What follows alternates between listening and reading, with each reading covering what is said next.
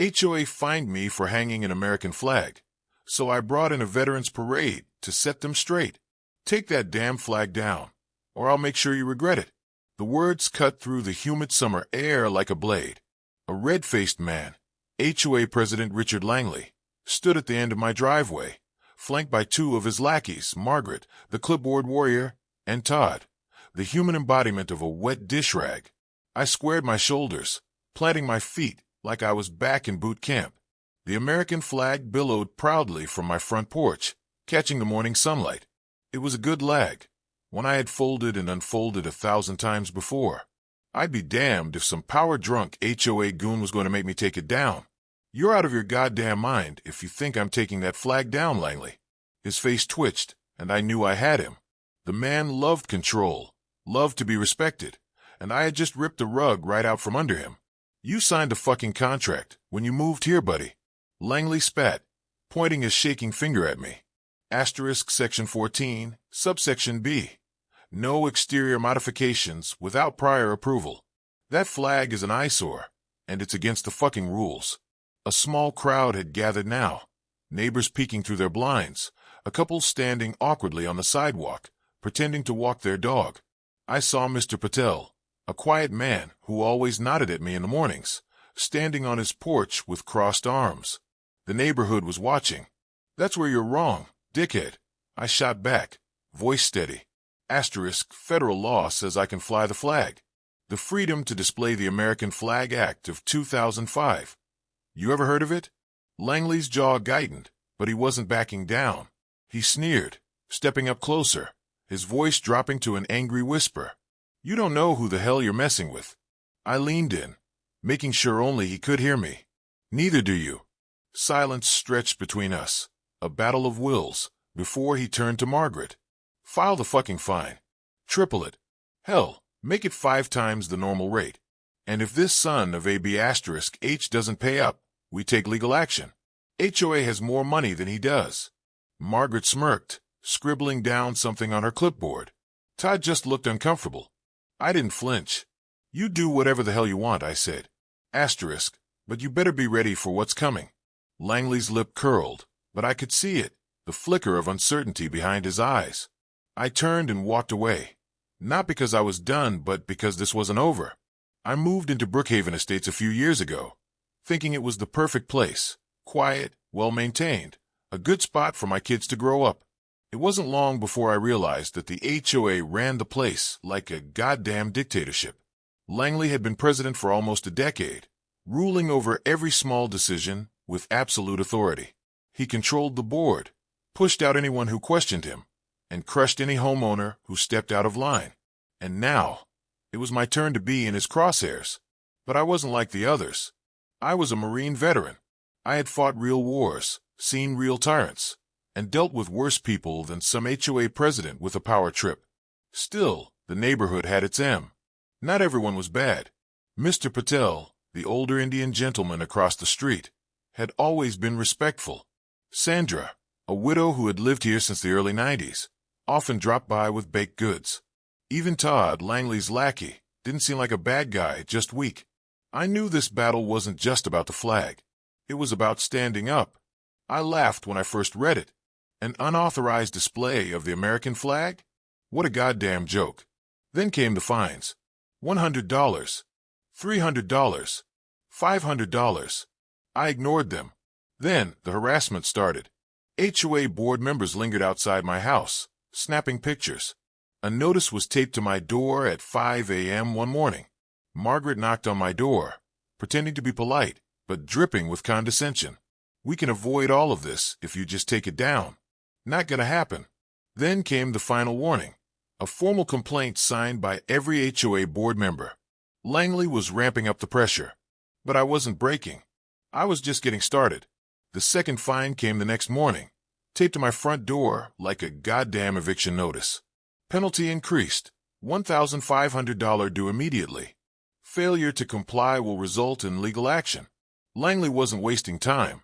I ripped the paper off, crumpled it in my fist, and walked straight out to my porch. The flag was still there, waving defiantly. Good. That's when I noticed them. Two of Langley's pet cronies, Margaret and Todd, pretending to power walk past my house, stealing glances at my porch like they were casing the joint. I met their eyes. Margaret smirked. Todd just looked away. I stepped down from the porch and closed the distance in 4 long strides. "Something you want to say to me, Margaret?" She stopped, feigning innocence. "Oh, just enjoying the fresh air," she said, but her eyes flicked to the paper in my hand. Asterisk, I see you got the notice. I clenched my jaw. "Yeah, I got it."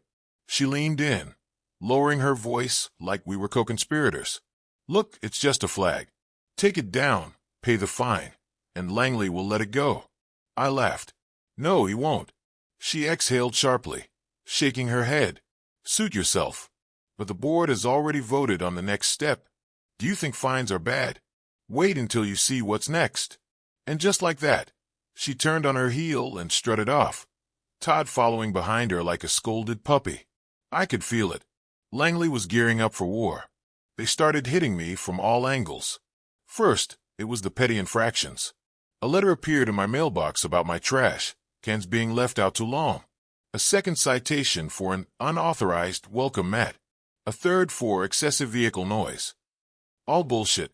Then, the real harassment began.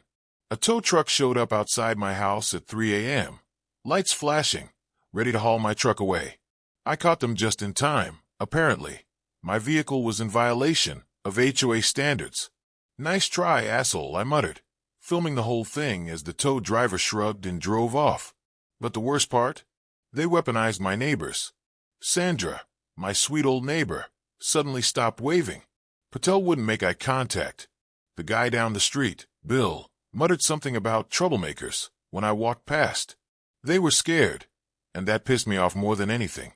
I started documenting everything. Photos of the letters, video recordings of the harassment, screenshots of every rule Langley was selectively enforcing. And just in case, I started making calls. I had a few friends who knew how to handle people like Langley. I wasn't just going to fight back. I was going to make him regret this. One night, I sat at my kitchen table, staring at the pile of letters in front of me. Every fine, every warning, every bullshit complaint. The pattern was clear as day.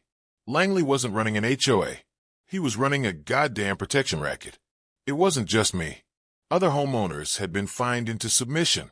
One guy got fined into selling his house. Another got bullied into repainting his entire exterior for a violated color scheme, even though his house had been that color for a decade. "Fucking tyrant," I muttered. I picked up my phone and made a call. "Yeah, it's me. I need some legal advice." My friend on the other end, an ex-cop turned lawyer, laughed when he heard the story. They picked the wrong guy to bucket with. Damn right they did. I wasn't just fighting this for me anymore. I was fighting for everyone Langley had steamrolled over the years. And if he thought he was untouchable, well, he was about to learn just how wrong he was. The XT letter wasn't just a fine. It was a legal threat. Your continued refusal to comply with HOA regulations has resulted in escalation. Legal proceedings will commence should this issue remain unresolved. Additional penalties will be enforced. Langley was making his move. That same afternoon, Margaret showed up, smug as hell, waving a stack of paperwork like it was a death sentence. "Thought you'd like to see this in person, rather than just another letter." I snatched it out of her hand. "You enjoy being his little errand girl, Margaret? Or do you just get off on pushing people around?" She didn't even flinch. "Unlike you, I follow the rules." She started to turn away, but I wasn't done. "So explain to me why Langley lets Bob 3 houses down fly his live laugh, love flag, but my flag's a problem?" That wiped the smirk off her face. "This isn't about you." She lied through her teeth. Asterisk, just compliance. I stepped in close, lowering my voice so only she could hear. "You tell Langley that if he wants a fight, he better come himself next time. I'm done playing games." She walked away fast, but I saw HR hesitate, just for a second. She knew this was going too far. Langley wasn't just gunning for me anymore. He wanted me isolated. A week later, I found out just how deep his influence ran. The neighborhood Facebook group blew up overnight. My name was plastered all over the page. This is what happens when people don't follow the rules. He's trying to make us look bad. Why can't he just take the flag down like everyone else? A full smear campaign. That same night, my kids came home from school quietly. My youngest, barely 8, looked up at me with worried eyes. "Daddy, is it true we're going to have to move?" I crouched down, ruffling his hair. "Not a chance, buddy. We're not going anywhere." That's when I knew Langley had gone too far. He wasn't just trying to break me. He was trying to make me an example. But I wasn't breaking. Because for every coward posting online, there were neighbors who aren't buying the bullshit. Sandra, the same neighbor who had been avoiding me, walked up my driveway the next morning, holding a plate of cookies like a peace offering. I saw what they're saying online. "It's not right." I nodded. "No, it's not." She sighed. "A few of us, we don't agree with what Langley's doing. But no one wants to be the next target." I set my coffee down. "So what if you weren't the next target? What if he was?" She gave me a long look. "What are you planning?" I smiled. "You'll see." Langley made his final play 2 days later. A formal eviction notice. Not just another fine. This was the real deal. Due to unpaid fines and continued noncompliance, the HOA is moving to foreclose on your property. He was trying to take my house. I gripped the paper so tight my knuckles went white. Sandra was right. The others were right. Langley needed to go down. I dialed my lawyer. "Is this enforceable?" "Only if you're an idiot who doesn't fight back." "Luckily for you, I know exactly how to take this bastard down." I exhaled a slow, steady breath. "Good. It's time to bring in the big guns." That night, I sent one message. Just one. By morning, the entire neighborhood was about to witness something Langley would never forget. Saturday morning, 9 a.m. sharp. Langley thought today was just another HOA meeting. He thought he was about to humiliate me publicly, make an example out of me in front of the entire neighborhood. He had no idea what was coming. The meeting was set up in the community clubhouse, a smug little venue that Langley used as his personal throne room. Rows of uncomfortable plastic chairs, a long table at the front where the HOA board sat, and a podium where Langley liked to lecture the peasants. I walked in alone. At least, that's what Langley thought. The room was packed. Half the neighborhood had shown up. Some were just there to watch the fireworks, and others were Langley's loyalists. But I saw plenty of quiet supporters sitting in the back, waiting. Langley sat in his usual spot, hands folded like a king preparing to deliver judgment. Margaret smirked from her seat. Todd nervously flipped through some papers. The agenda was clear. Step 1, announce my eviction. Step 2, enjoy their power trip. Langley tapped the mic.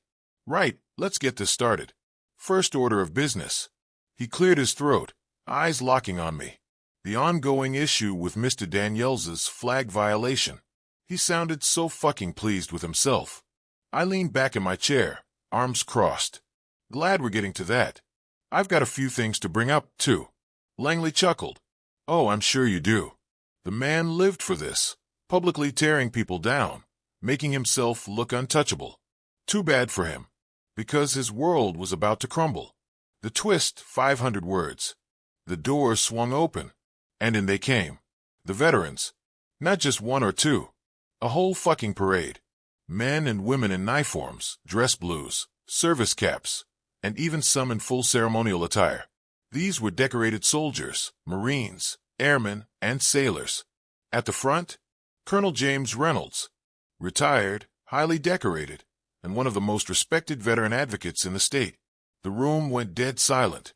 Langley's face drained of color. "What the hell is this?" he croaked. Colonel Reynolds stepped forward, every movement calm, deliberate, like he owned the room.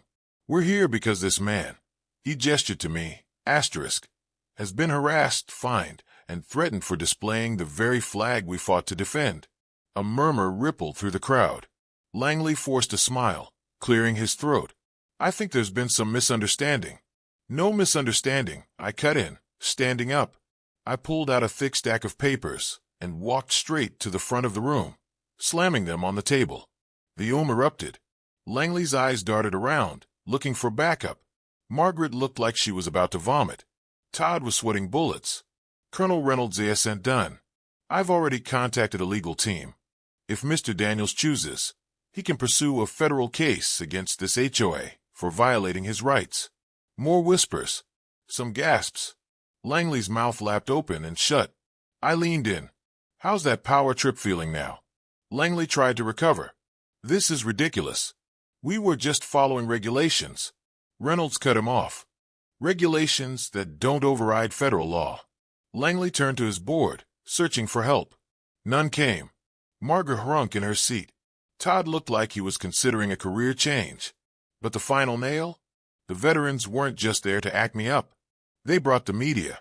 I turned to the side, and there they were. Local news reporters, cameras rolling. Langley in ghost white. The microphone in front of him crackled as he struggled for words. We will review our policies. No need, I said. Asterisk, I already did it for you. I held up one last document. A petition, signed by a majority of homeowners, calling for an immediate vote to remove you from office. The room erupted into cheers. Langley shot out of his seat. This is a fucking circus. I have legal authority over this board. Colonel Reynolds tilted his head. You don't. Langley spun, furious. You can't just. We can. Todd, of all people, stood up. For the first time since I'd known him, he had a backbone. I move for an immediate vote of no confidence against Richard Langley. Seconded, Margaret whispered, staring at the table. Langley's mouth dropped open. The entire room raised their hands. The vote was unanimous. Langley was done. Langley stormed out of the meeting, his face twisted in pure rage, muttering curses under his breath. The moment his feet hit the pavement outside, the reporters swarmed. Mr. Langley, do you have a response to the vote of no confidence? Did you knowingly violate federal law? What do you have to say to the veterans in attendance today? Cameras flashed, and microphones were shoved in his face. He hovered past them, heading for his car, but he wasn't fast enough. The moment he stepped outside, he saw them. More veterans, more cameras, more neighbors are standing outside, watching. Langley turned bright red, his lips moving but no sound coming out. The whole damn neighborhood had finally seen him for what he was. A coward, a fraud, a bully who finally got punched in the mouth. He got into his car, slamming the door so hard the whole vehicle shook. Tires screeched as he peeled out of the lot, disappearing down the street. That was the last time anyone saw Richard Langley in Brookhaven Estates. By the end of the week, he had resigned in disgrace. The very next day, the remaining OAIRD members scrambled to remainance themselves from Langley. Total damage control. But it didn't matter, because the neighborhood had turned against them. A new election was called. Fresh faces stepped up, people who weren't just power-hungry and controlling. And the first order of business? They tore down Langley's ridiculous policies. The flag ban, gone. The excessive fines, revoked. The selective enforcement, wiped out. By the end of the month, the neighborhood felt like a community again. And guess what? Flags popped up everywhere. On porches, on mailboxes, on fences. Brookhaven Estates had been Langley's little kingdom. Now, it was ours. A week after the vote, I got a knock on my door. Sandra stood there, holding a plate of brownies. Thought you might like these. I took them with a grin. Didn't take you for a rebel, Sandra. She chuckled, looking out toward the street. You woke a lot of people up. She wasn't wrong. That night at the HOA meeting, I saw something change in people's eyes. A realization. Langley had counted on people being scared, counted on them staying quiet. And for a long time, it had worked. But the moment one person stood up, the whole damn wall came down. Sandra shifted on her feet. You know, before all this, I thought about moving. The HOA was making my life miserable. But now, I think I'll stay. I nodded, watching as she walked back home, a small flag waving on her mailbox. A few days later, I ran into Todd at the grocery store. The guy looked like he hadn't slept in a week. Daniels. Todd. He hesitated. I should have said something sooner. But Langley, he made it hard to. I cut him off. You let it happen. His face fell. I know. I let the silence hang before speaking again. Are you going to let it happen next time? His jaw tightened, and for the first time, I saw something change in his eyes. No. I clapped him on the shoulder. Then I guess we're good. He nodded and walked away. The guy had been a spineless weasel, but maybe, just maybe, he'd learned something. A month later, I got a letter in the mail. But this time, it wasn't INE. It was an invitation. A local veterans group had heard about what happened and wanted me to peek at their next event. I almost laughed. Me, giving a speech? But then I thought about it. This wasn't just my story. This was a bigger fight. One that was still happening in neighborhoods across the country. HOAs running unchecked. People are afraid to stand up. It's about good folks being bullied by petty tyrants with a little bit of power. I sat back, looking at the flag on my porch. It isn't just fabric on a pole. It was a promise. A promise that no wannabe dictator could take away. And if I had to tell this story 1,000 times to make sure other people stood up when their turn came, then hell, I'd talk all damn day. Not long after, I stepped outside and took in the view. Flags on porches. Neighbors are talking to each other again. A community, not a kingdom. And for the first time in a long time, I took a deep breath and thought, damn, this is home.